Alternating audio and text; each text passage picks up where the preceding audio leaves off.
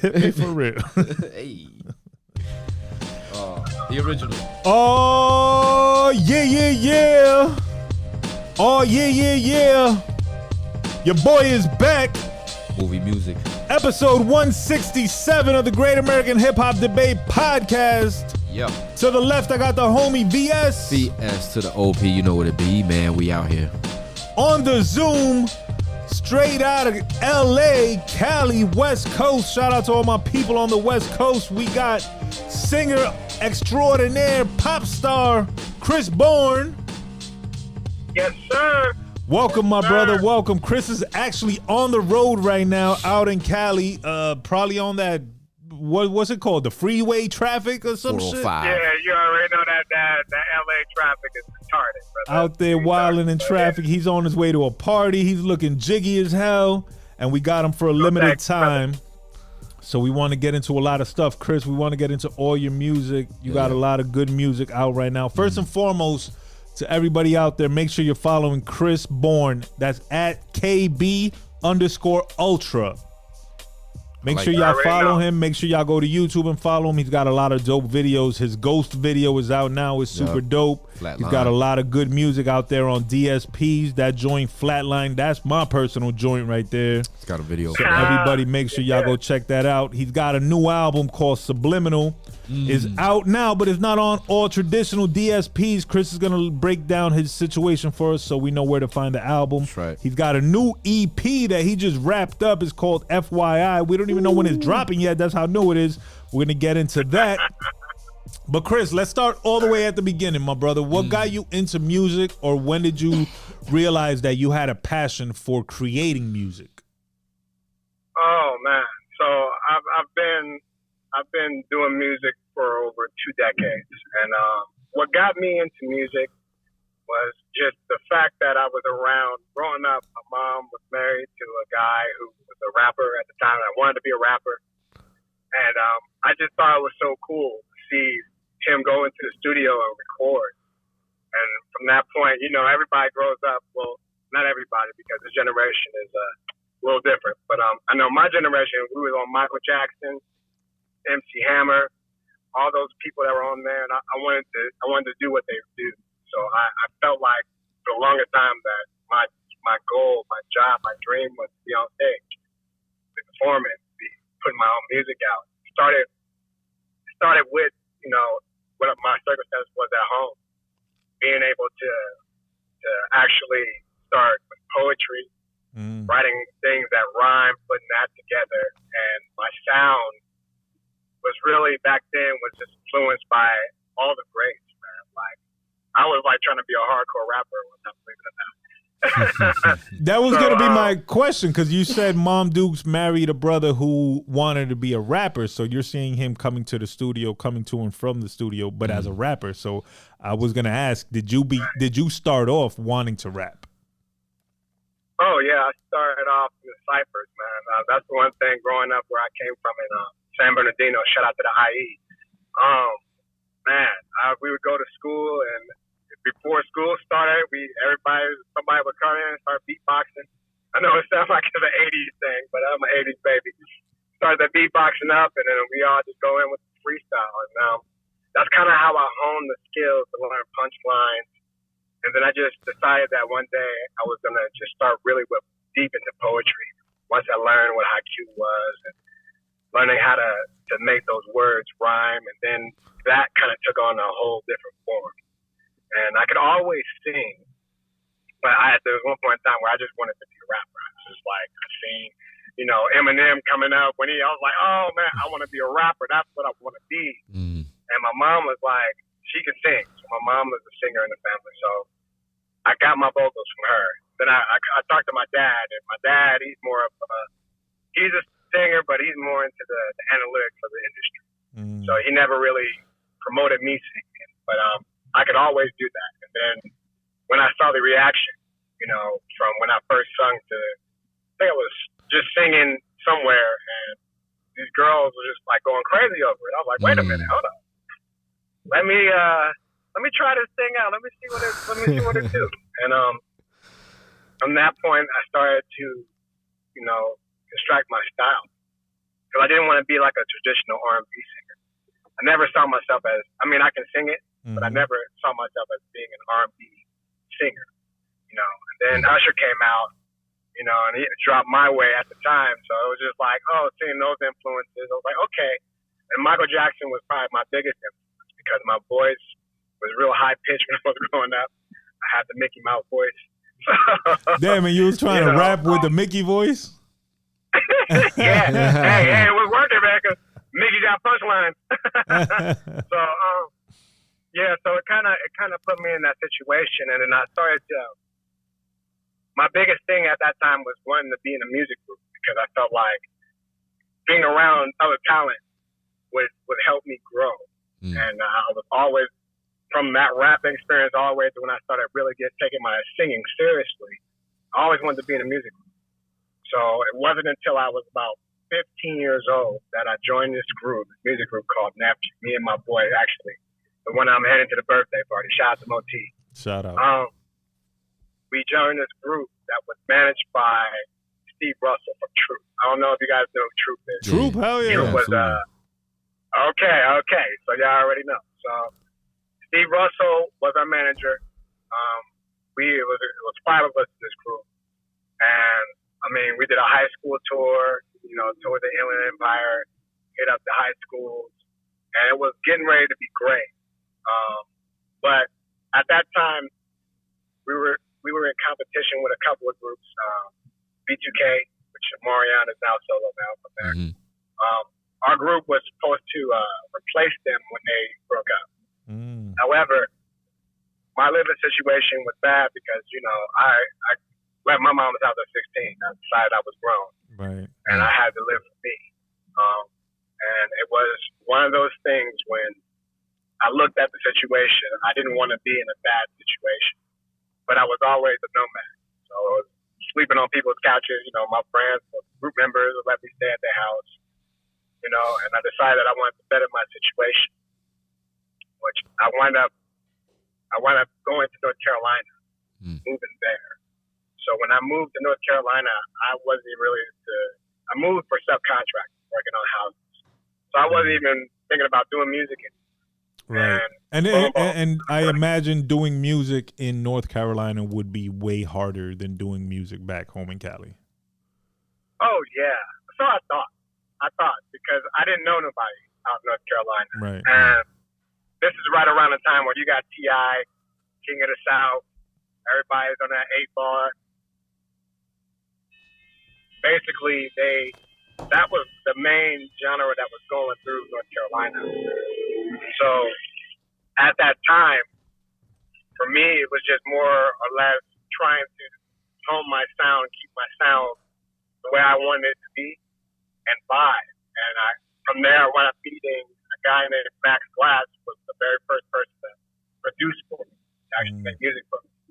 And through him, I made my first EP, That's How Ready. That was back when I was 19 years old.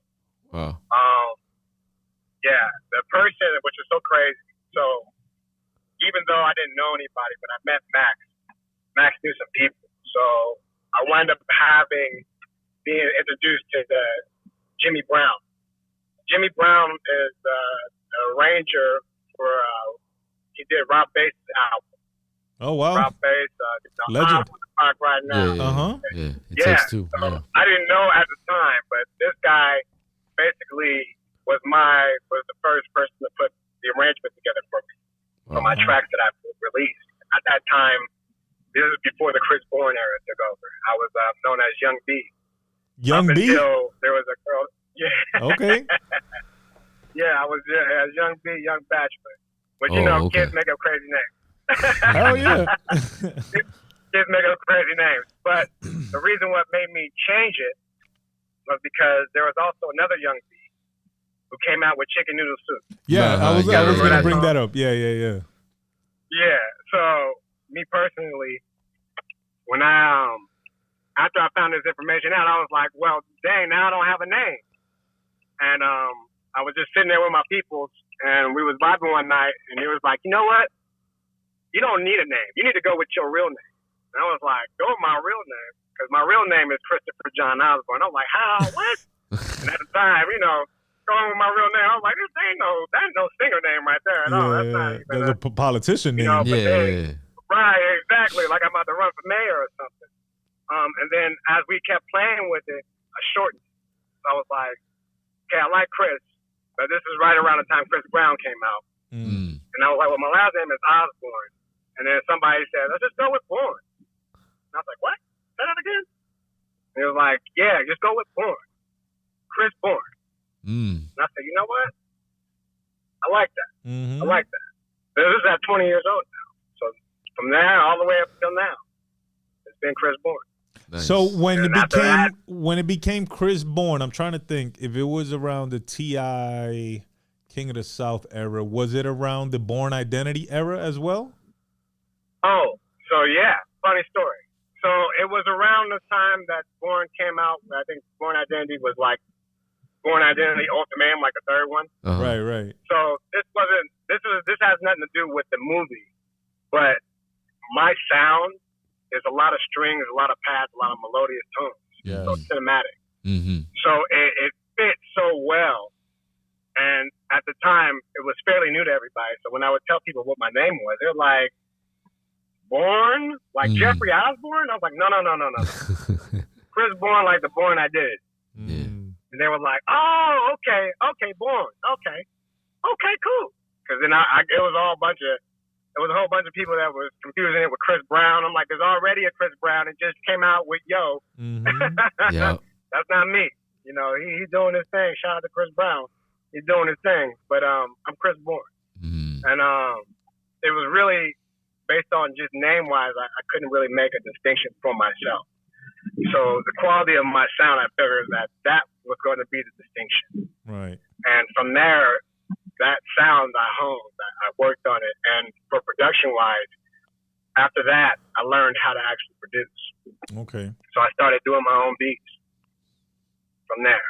And doing my own beats, putting my own spin to things, and bringing out that sound. And then, even though it was me producing, like I had to get a team, a solid team. Right. So fast forward 4 years. Now I'm back in California. I'm doing it all by myself. I'm putting my music out. I'm going through like DistroKid at the time. You know, and still producing yourself? Yes, still producing myself, but the thing is, I was never taught professionally how to do it. Right. I taught myself. Right. So making beats, making that sound, I did it myself for a while. Then I ran into my partner who lives in Australia. His name is Marcos Gill. Shout out to Marcos. Oh, shout out to him. Yeah, he used to work for MCA Records back in the day. So he was already well versed with the industry as far as, you know, how to do it, but he was working on the alternative side. Right. So me getting my music, and he wound up coming across my music, I guess, online, and he reached out to me. And at that time, I just said, okay, let me reach out and see. And I reached back out to him, and we just started work right away. And this is what would be known as the Subliminal album. The Subliminal album. So that's the album you sent to us. Excuse me. Yeah. The Subliminal album. And first and foremost, for anybody who has not yet heard Kris Bourne's music, when I first heard it, before we even communicated about the interview and before you shared the information you just shared with us about the homie from MCA who was a alternative music person reaching out to you, one of the first thoughts I had when I heard your music is that it to me it falls under the realm of alternative. I know it's R&B, similar to an artist that I actually love very much. This young lady named F.K.A. Twigs out of London. Oh yeah. Shout out to Twigs. Right? You reminded me of her right away because she does R&B, but she does this alternative version. Yeah. And then you just actually labeled it cinematic alternative hop, which is freaking awesome, aka movie music. Yeah. So where did you develop this sound? What made you want to go with this cinematic, grandiose landscape? And you attack it like a rapper. Let me tell you that. Yeah. I don't know if anybody's ever told you this, but your writing is rapper. Yeah. You just sing it. Sometimes, Right. honestly, sometimes you know who your flow reminds me of? Tech Nine. Oh yeah, that's my dog. That's my dog. I went to meet him one time at the Dev Show. Yo, Yeah, sometimes, he's a legend, bro. sometimes you get into that flow and you tap into that and you sound like you I'm like, okay, yeah, he's getting into his Tech Nine right now. Oh, my Tech Nine is shout out to him, man. He's Shout out to that. awesome Hell yeah. artist. So when did you realize well, this is the kind of sound I want to create? Well, I mean, for me, when I would write songs, they had so much meaning to me. They would explode out of me. And I felt like the only way that I could perceive these songs is if it was on a grandiose scale. It had to be big. And I felt like R&B limits how grand or how big it can possibly be. Not to say anything bad about R&B, but I feel like once you're in an R&B artist, they expect a certain criteria of music from an R&B artist. Right. You know? And especially nowadays when you're dealing with the 3-second crowd, if it's not fully there, they just, It's the same formula. Right. The same formula. And I've always felt like, the music in itself was supposed to tell a story. It's supposed to, almost like a movie, and that's how I approached it when I write the song. When I sit there and I write the song, I think of the storytelling method, in general. And what I wanted from my fans and from people that listen to my music is if they close their eyes, they can visually see what I'm talking about. Right. I wanted it to be a movie to them inside of their mind. And I started to cater that to that. And I figured, once I learned exactly how to make music, how to produce it, I felt like that alone would help me bring it out locally, because strings, pads, almost orchestra-like type beats call for something epic. Right. And that's what I came with. And so I found somebody, like I said, back to the Marcos, who's in Australia. He understood my sound. Right. And for me, it was very hard to find somebody who could not just not only engineer but understand what I was trying to do. And when I met Marcos, it's like for him the music clicked. Like he understood exactly what it was, the process that I was going through, and that his goal was to try to bring it out to the best of his ability, Right. so that everybody can hear it the way that my brain intended. Because you know how, for one thing, you can think of something that's grandiose, but it's a whole entirely different thing if you try to put it out there. Right. And getting it all out on paper, or getting it all out in the form of music. Right. But like I said, I chalk that up to just being inspired by the greats that was before me, and listening to like Michael Jackson, listening to his transitions over the years, because he always had that funky type beat, but cinematic wise, I felt like Michael Jackson was a walking movie. Yeah, and I felt like that's a perfect way to put it, because anything he did, anytime he dropped, whether it was a video or a new song, even if he did like a new commercial coming out, it was like a new movie coming out. Right. All right. Yeah. And to go back briefly, brother Kris, what you said about the homie in Australia, what's his name? His name is Marcos Gill. Marcos Gill. Shout out to Marcos Gill. Yeah. I think, and I could be wrong, you tell me, but I think the reason he was able to bring that different, the reason he was able to help you bring out the sound that you were looking to bring out, possibly was because he was not an R&B dude to begin with. No, exactly. So he understood that what you were trying to do, although it would eventually be labeled under the genre of R&B, it was something way different. So he got to treat it as something different, and you just made it R&B. Right. So he probably had a lot of fun working on your project. Yeah. Oh man, we both did. And then the thing that the main thing that really kind of put the stamp on my sound was working with Paul Womack, Willie Green, Paul Womack. Shout out to Willie Green Music, and he's located down with you guys at New York. Oh, shout out to him. Okay. Greenhouse. Yeah. So basically, hearing like when he first got a hold of the sound of the finished project after me and Marcos and Steve Vicious got on it and finally put it together. He knew exactly where to just the right levels, the right consistency to make it stick like glue. Right. And he continued to do that over the course. Because I think I worked on that album for about 6 months. Okay. And he continued over the course of time to deliver these final products, which you guys hear right now, that just put the stamp on my genre, that cinematic sound, that cinematic appeal. And he was another one that understood it just like I did, just like Marcos did. So yeah, it took a team. You know, I can say I do it all by myself, but that wouldn't be politically correct because there's no I in team. Yeah, I sure have a.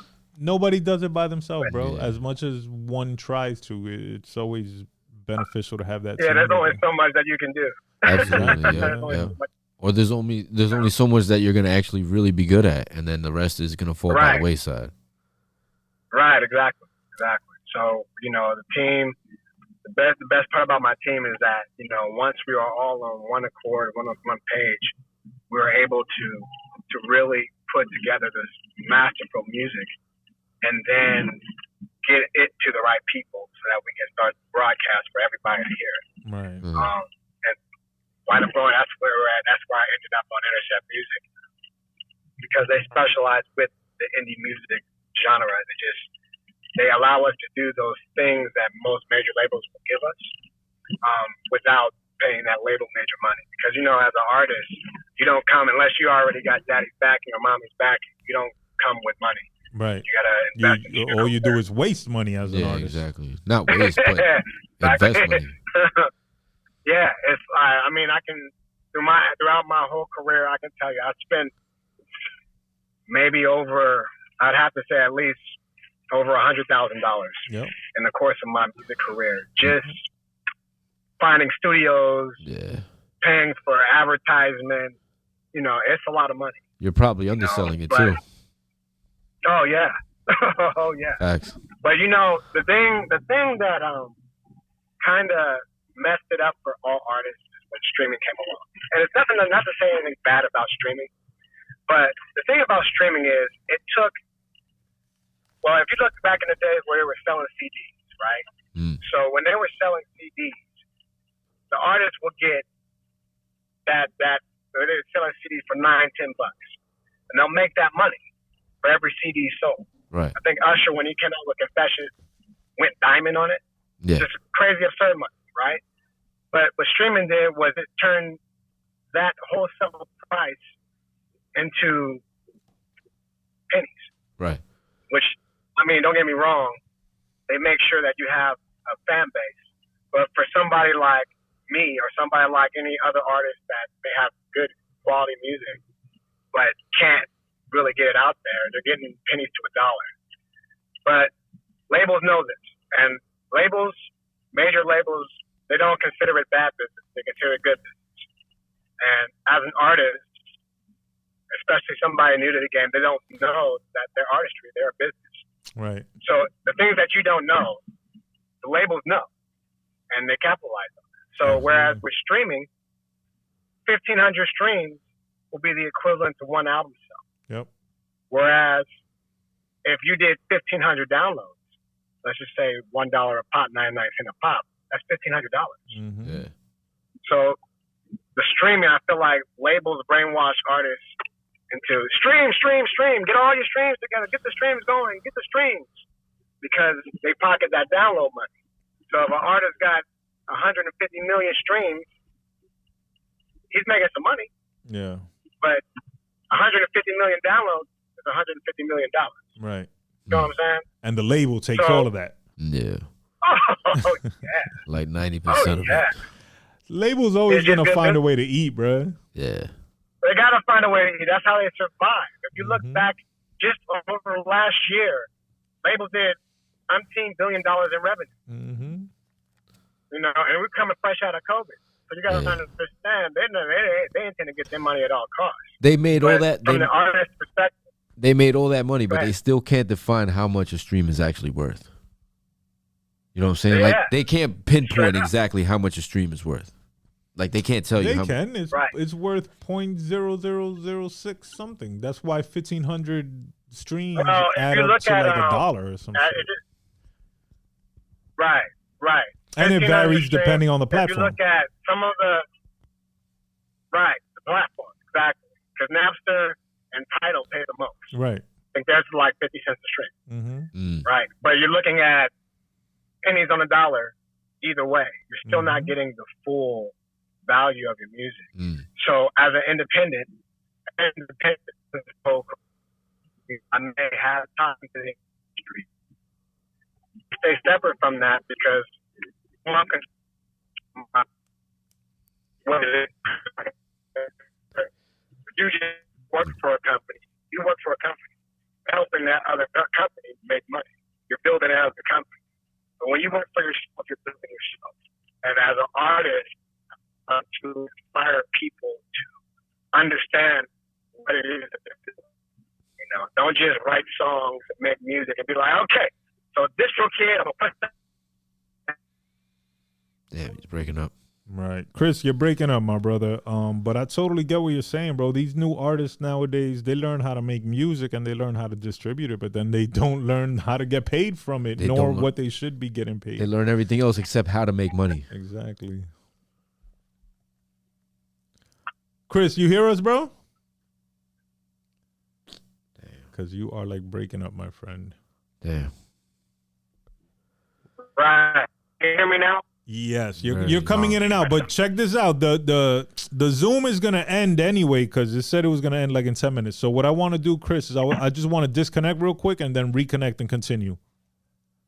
Okay, for sure, brother. All right, so I'm gonna send you a new link right now. Give me 2 minutes. Gotcha. All right. Fucking Zoom. That Zoom is crazy, man. Fucking Zoom.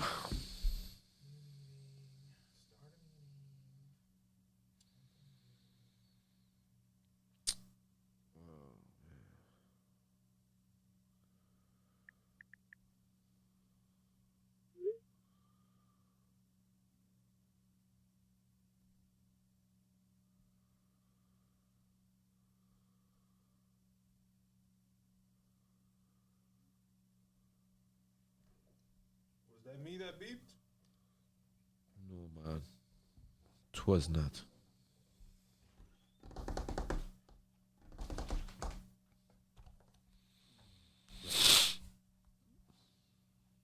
Cinematic old hop.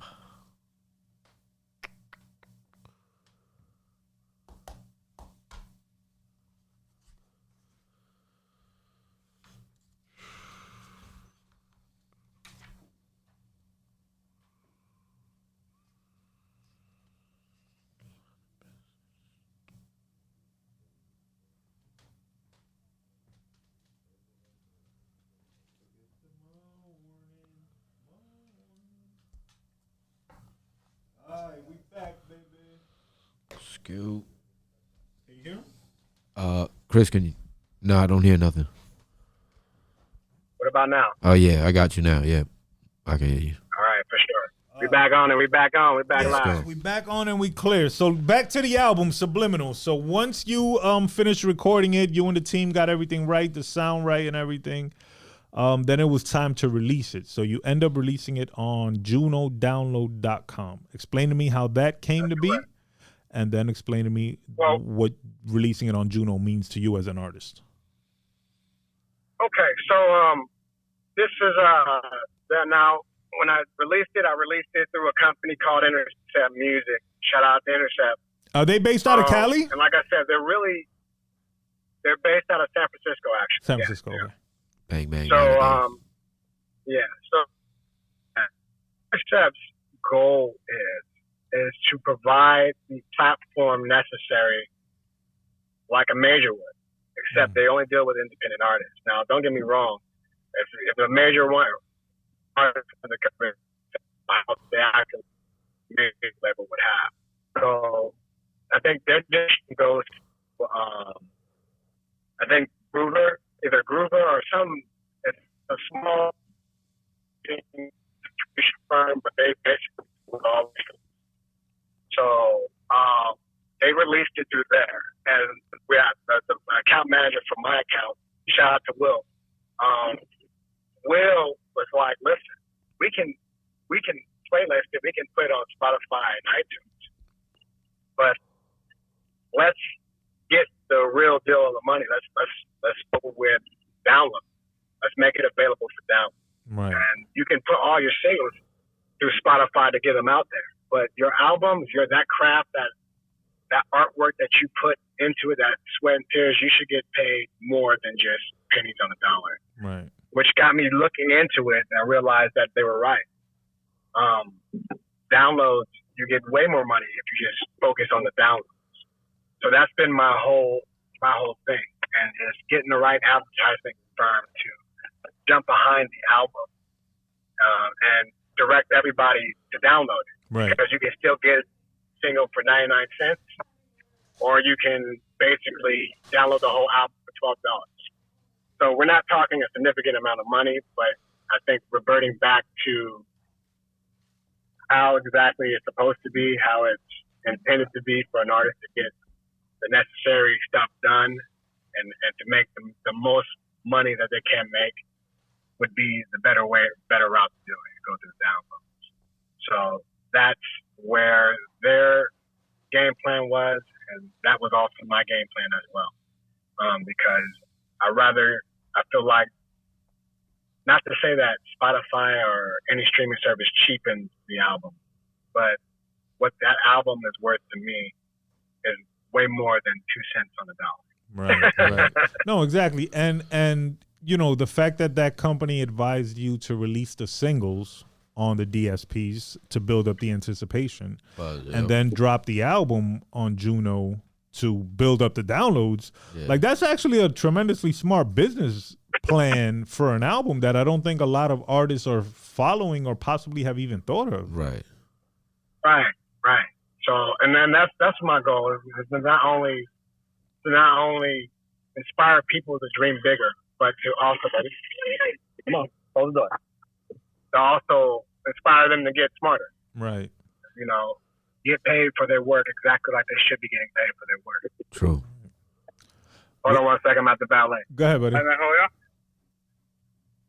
It's just gonna be fair, so I'll pay it over there. Or what's up? Okay, for sure.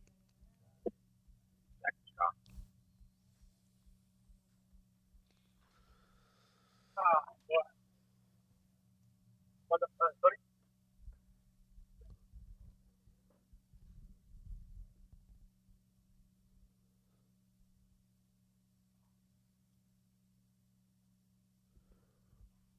We're obviously cutting all this out.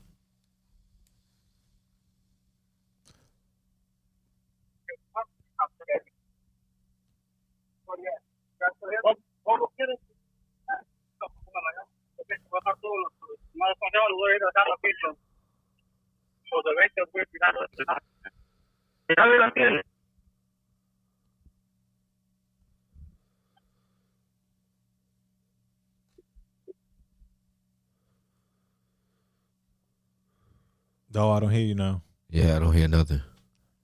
Don't hear nothing.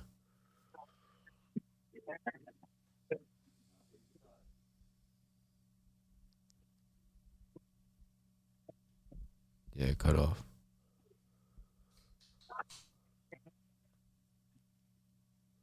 Yeah, you don't hear. Oh, shit. It says the mic is on, though. Yeah, I don't. Now it's. There we go. There you go. You hear it now? Yes, yeah. sir. Yeah. All right. All right, so I see you pulled up to your venue, bro, and I don't want to keep you too much longer. But talk to me about. I want to get to two things before we let you go. How did you find, or how much input do you have on your videos? Because they seem to match the cinematic alternative hop motif perfectly. Facts.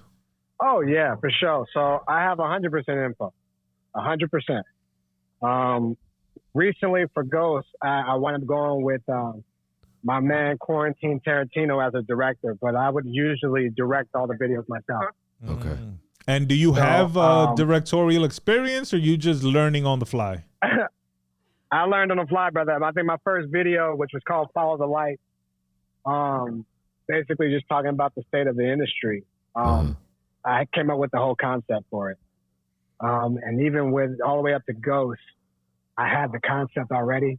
But my biggest thing was bringing it out without having to do everything, so I can just really be an artist. And at the time, it was kind of hard because I'm so used to directing. Right. But I had to let my boy Free Boogie would understand the vision, and once he got it, he was able to see it through because he's a great director. My visual, my DP, or should I say my videographer, shout out to VD Visions, V Dollars. He's been there for me since the first video I've ever done. So music-wise, whenever I had a concept that I was like, okay, this is what I want to do, BD was the one that put me out there that was like, okay, let's get a shot. Let's get it the right way. Let's get the angles on it. Let's use the right cameras, the right lenses to get it correctly. Yeah. So, those two people, like, they really, we went to town. I came with the concept and they understood it, wrote the treatment plan for it. And we went and we shot it. And it came out as Ghost. Yeah, no, Ghost is a super dope video. Everybody make sure you go check it out. Big facts. And lastly, Kris, before I let you go, I know it's birthday party time, man. I know you're ready to get your boogie on. No, man, we already in it. You got a new EP dropping. It's called F.Y.I. Tell me, what can I expect on this new EP? Is it going to continue down the vein of Subliminal? Oh, yeah. Well, because, Subliminal dropped in July. So right now, I think with F.Y.I, it was just to give it that extra, the extra push. Okay. That wasn't necessarily there. F.Y.I is going to be the same concept of cinematic alternative, but it's more along the lines of just having fun with it now. So, and how many songs, Kris? It's only going to be 5 songs. Okay. 5 songs on the EP. So I think you guys got the first 2 tracks. We got 2, yeah. Exclusive, actually. So, that's right. Exclusive. Exclusive. Nobody got them, man. And I just waxed those things. Last week. Dope. So Thank you guys got those 2. But yeah, man, just to open it up, to really get back to the storyline is what I want to do. And I think each of the songs that are on new EP really dig into storyline and plot. Yeah. And really go deep into just telling the story. Right. And continuing the audio cinematic experience. Yeah. Oh, yeah. We're going to continue. We're going to ramp it up. This is my genre. And the beautiful thing about it is it's not about competition. Right. People they put so much emphasis on competing. Well, when you're a creator, there is no competition, only creation. Right. Okay. So and if you're going to compete, you should be competing against yourself and your previous work. Right, and how do you get it better? Yeah. Exactly. So that's my biggest thing. It's like having my own lane. Even if there was a competitional thing, there's no competition when you got your own lane. Right. So it's just I had to find my niche, and I had to stick to it. No matter how many people would tell me, you know what, you need to sing. You need to sing R&B. You need to do that. I stuck to my guns. Right. And that's what I would tell any artist. If you believe in yourself, be willing to bet on yourself. Be willing to invest into yourself and stick to your craft. Yeah. And don't be afraid to create your sound. There's a lot of followers nowadays. It's easy to pick up on the trendy sound of the week. But the shit you're doing, bro, not to gas it because you're on the show, but I fucks with it because I'm actually an R&B person. Like I do the hip hop show because it's hip hop, but I'm really an R&B dude. So when I heard your project, the Subliminal project, I fucked with it heavy, man. Like I said, definitely that joint Flatline. Everybody go check that out. And it's R&B, but it's not. You don't do typical R&B themes, which is the dope shit. Like you don't do the typical what would be expected of an R&B artist. You know what I'm saying? Which makes you unique. Like you said, you have your own. You carved out your own lane and shit. So. Right. That's what I would encourage anybody to do. That's serious about their craft. Make your own lane so you can walk and you can do it on your own pace. You know, absolutely. Nobody can tell how old I really am. I just tell them I'm a vampire. No doubt. Kris, thank you, my brother. I know it's a short episode. I'm sorry it's a short episode. Funny thing to the audience, Kris and I were speaking, during the past couple of weeks, setting up the interview, and when we were connecting this morning, he tells me, I'm in Cali. I don't think I'm gonna make it over there by 6 p.m. So I'm like, you know what? That actually makes sense. Yeah. But if you do, you mentioned earlier you may be coming to the East Coast within the next couple of weeks, brother. If you do, please stop by over here so we can have a full sit-down interview. Y'all like my second family. Yes, sir. I want to really get into the cinematic alternative hop, how that was developed, where it was birthed. I know there's a lot more. I want to get into who your musical provider was, right? Because we all have a musical provider, somebody that puts us on. For a lot of us, it's our mom, low key. So I want to get into that. I want to talk your team and stuff, but we'll do that when we reconnect, my brother. For now, enjoy the birthday party. Exactly. Enjoy the beautiful weather. I see the blue sky over there. Go inside. Yes, sir. Have fun. Kris Bourne. Everybody make sure you're following Kris at KB_Ultra. And Kris, my brother, thank you, bro. We're gonna wrap up the show with one of your new joints. And we definitely gonna link again, my bro. Yeah. Hey, family, I appreciate you guys for having me, man. God bless you guys. Be safe, man. And until next time, I'm gonna be out there, man. I'm coming through. Absolutely. We look forward to it. Yes, Kris Bourne. Shout out to him. Shout out to everybody in Cali. Shout out to everybody in San Bernardino, San Francisco. This is the Great American Hip Hop Debate Podcast, episode 167. I'm the Brother Burnz. BS to the OP as always. Straight Fuego Studio, home base. Shout out Dolly, shout out Brother F, and we out. It's fine. I cook it up to get that, break it down, back it up. Hit and I won't miss. Live by that fifth. The whole world is lit. It's backed up, sold out. Rose gold my wrist. Bravo. Got my foot up on the gas. I'ma smash, I'ma leave 'em. I was born with tunnel vision, ain't no seeing. Bravo. They think they riding on the wave. It's a grave, it's so easy imitating what they seeing on the TV. Bravo. Bragging about they got the bag, grab and smash. Time to clean up, want to show you how to get it. Don't believe it. Bravo. Life is ended in a flash from a blast. Leave 'em leaking, should've saw it coming. Wonder like they Stevie. Bravo. New friends, fake friends on that prop photo. Claiming they with you, but in secret, that's a different story. They let it show, they cover blow, their intentions exposed. I said to trap you in the more with your features on froze. Hate when you're up, but love when you're down, so they persecute you. The shots ring out from everywhere.